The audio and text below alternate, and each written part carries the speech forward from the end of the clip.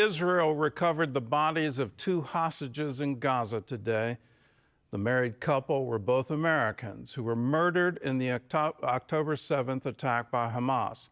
56 hostages still remain in captivity.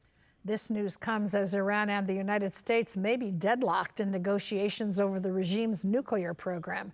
Chris Mitchell reports from Jerusalem.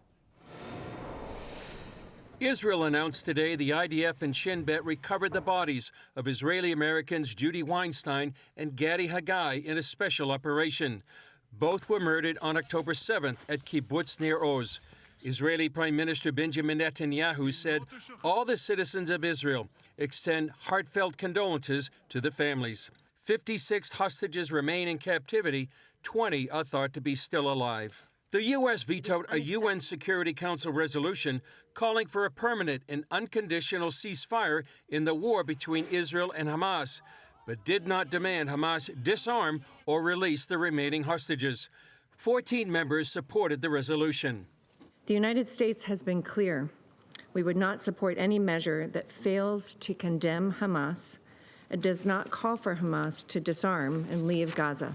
As the Trump administration continues its attempt at a nuclear deal with Iran, Ayatollah Khamenei remains defiant about the demand to stop enriching uranium. President Trump is lashing out on Truth Social, writing, "Time is running out on Iran's decision pertaining to nuclear weapons, which must be made quickly. It is my opinion that Iran has been slow-walking their decision on this very important matter, and we will need a definitive answer in a very short period of time." Trump originally gave the negotiators 2 months to come up with a deal. That deadline expires next week. The president is also taking action in the aftermath of an attack on Jewish demonstrators in Boulder, Colorado, by issuing a travel ban and restrictions on 19 countries. 15 survivors of the attack spoke out at a vigil. I'll say I feel perfectly safe here in Boulder. I absolutely do. I'll say I was wrong, but I was absolutely felt safe. This was not okay. It really was not okay. At the White House, CBN News' Kelly Wright asked Caroline Leavitt what the government can do about anti-Semitism.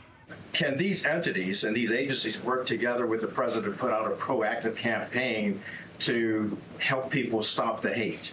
I think the president himself has been leading on this, Kelly, and has been incredibly clear in his rhetoric that he is not going to tolerate such hate or behavior in the United States of America. The Boulder attack followed the murders of 2 Israeli embassy employees in Washington, D.C. in May, Yaron Lashinsky and Sarah Milgram. Chris Mitchell, CBN News, Jerusalem.